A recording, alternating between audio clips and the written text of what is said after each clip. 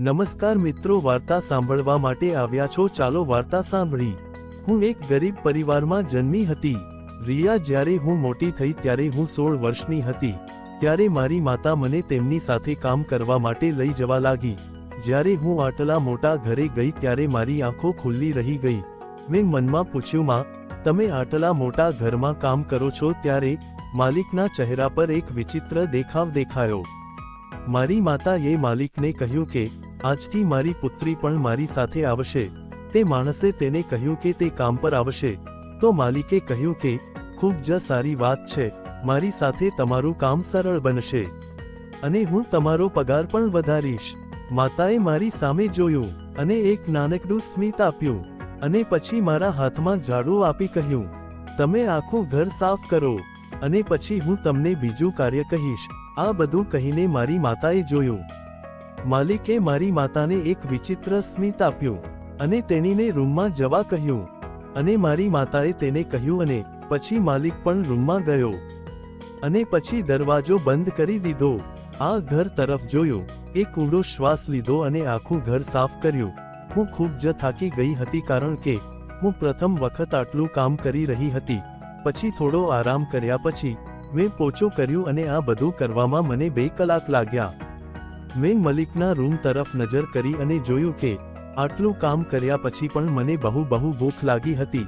જ્યારે હું સહન ન થઈ ત્યારે 6 મિનિટ પછી મેં મલિકનો દરવાજો ખખડાવ્યો. મારી માતાએ રૂમનો દરવાજો ખોલ્યો તો તે પરસેવાથી લથબથ થઈ ગઈ હતી. સ્કાર્ફ જે મારી માતા પાસે હતો તે પણ તેના માથા ઉપર ન હતો. પછી મારી માતાએ પાછો દરવાજો બંધ કર્યો અને 6 મિનિટ પછી તેણે પોતાની જાતને દુપટ્ટાથી ઢાંકી દીધી હતી. તેની આંખો લાલ અને સૂજી ગયેલી દેખાતી હતી, જાણે કે તે રડતી આવી હોય. મારા મનમાં એક જ સવાલ ચાલી રહ્યો હતો કે તેણે ઘરનું કોઈ કામ પણ નથી કર્યું અને તે આખો દિવસ મલિકના રૂમમાં હતી પણ તેની સાથે હતી. ઘરનું કામ પણ મારી માતાને જોઈને એવું લાગતું હતું કે જાણે મેં બધા કામ એટલા કરી લીધા છે કે ખબર નહીં. એવું શું કામ થઈ ગયું હશે કે મારી માં ઘરે પહોંચી કે તરત જ તે સીધી થઈ ગઈ. તેના રૂમમાં જઈને રૂમનો દરવાજો અંદરથી બંધ કરી દીધો. પરંતુ મને ખૂબ ભૂખ લાગી હતી અને મારી પાસે ખાવા માટે કંઈ નહોતું. પછી તેણીએ કહ્યું, ઠીક છે, 5 મિનિટમાં હું તમારા માટે રોટલી અને શાક બનાવીશ.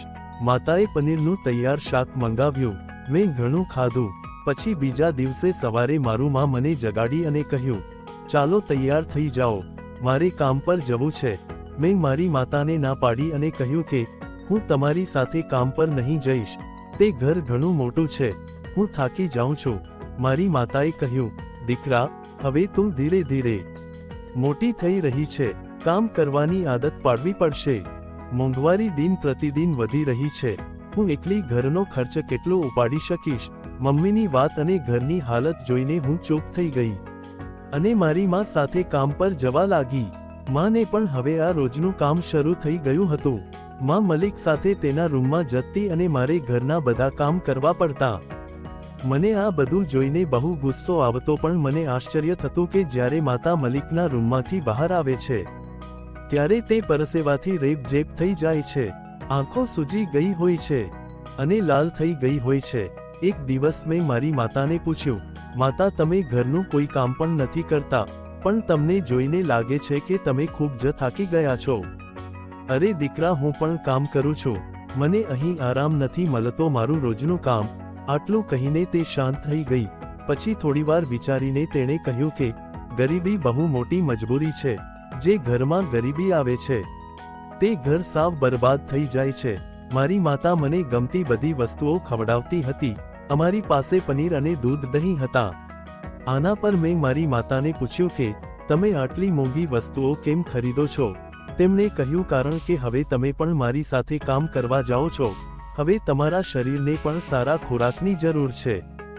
મારી માં મારી દરેક ઈચ્છા પૂરી કરે છે પણ તેણે પોતાની ખાવાની આદતનું ધ્યાન ન રાખ્યું. પછી એક દિવસ અમે ત્યાં કામ ઉપર ગયા અને મારી માતા અને માલિક વળી દરવાજો બંધ કરીને અંદર ચાલ્યા ગયા. તો પછી મેં બારી ખોલીને જોયું તો એકાએક 0 વોટનો બલ્બ સળગી રહ્યો હતો. તેથી હું ત્યાં ગઈ અને તે બંને અંદર. પછી હું મારું કામ કરીને ઘરે ચાલી ગઈ. પછી મારી માતા ખૂબ જ તાવથી પીડાઈ રહી હતી અને તે સમયે પણ મેં મારા મનને કહ્યું, માતા તમે આજે કામ પરથી રજા લઈ લો. તો માતા બોલી કે હું મારી નોકરી ગુમાવીશ દઈશ. તેથી મેં મારા મનમાં કહ્યું, ઠીક છે, તેથી હું તમારા માટે બધા કામ ઓછા દરે કરીશ. માતાએ મને કહ્યું કે ના, તમે ત્યાં એકલા જશો નહીં અને ભવિષ્યમાં આવી વાત કરશો નહીં. પછી બોસ આવ્યો અને તેણે કહ્યું, ચાલો રૂમમાં જઈએ. આના પર મારી માતાએ કહ્યું, આજે મારી તબિયત ખરાબ છે, હું આ બધું કરી શકીશ નહીં.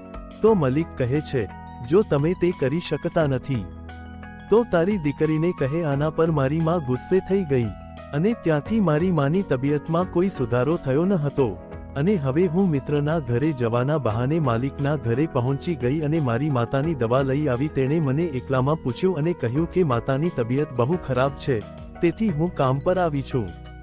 ઘરનું કામ કરીને પછી મારા રૂમમાં આવી જજે. અને હું પણ એ જાણવા માંગતી હતી કે તે એવું શું કામ કરું કે જેનાથી તે ઘરના બધા કામ પતાવી દે.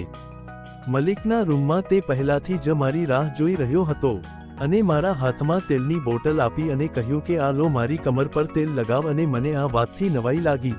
ત્યારે મલિકે મને કહ્યું કે મારી કમરમાં ખૂબ દુખાવો છે. મને એવું કહેવામાં આવે છે કે મારે દરરોજ તેલથી મારી કમરની માલિશ કરવી પડશે. હું તમારી માતાની દવા પૂરી પાડી આપીશ. હું તેની વાત સાંભળી રહી હતી અને સતત 2 કલાક મસાજ કર્યા પછી આજે મને પણ મારી માતાની મજબૂરી સમજાઈ ગઈ હતી. પછી હું ઘરે ગઈ અને દવા પણ લઈ ગઈ અને હું ખૂબ ખુશ હતી કે મેં મારી માતાને આટલી મજબૂત નજરે જોયા હતા. જતાં જતાં મને 1500 રૂપિયા આપ્યા અને કહ્યું, ધન્યવાદ દીકરા, બધાને તારા જેવી દીકરી આપે. અને હું ત્યાંથી બહાર નીકળી ગઈ. આજે હું સારી રીતે સમજી ગઈ કે દરેક બંધ દરવાજા પાછળ માત્ર પાપ જ નથી હોતું. આવી જ સ્ટોરી સાંભળવા માટે ચેનલને સબસ્ક્રાઇબ અને વિડીયોને લાઇક કરજો મિત્રો. ધન્યવાદ.